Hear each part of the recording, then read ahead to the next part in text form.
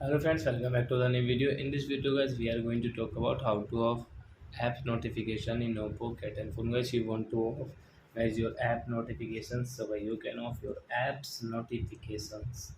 Let's see how to off app notification in Oppo phone.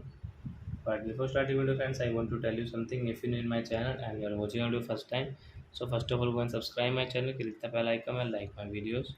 And now let's start video. First of all, open your phone setting. Then guys scroll it and guys come on notification and status bar setting. So guys click here. Then guys you can see scroll it. Then guys you can see there are all apps. So guys you want to off guys Chrome notification, photos notification, map notification. Guys you will have to click here. Then guys you can off guys notification. So guys you don't need this notification.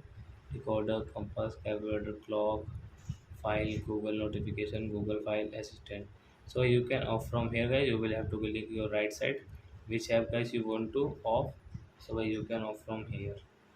So I hope friends you have understood how to off notification, have notification in Oppo phone. So that's it guys, thanks for watching my video. Now we will meet on next video with new topic. Before guys, please go and like and subscribe my channel. Bye friends.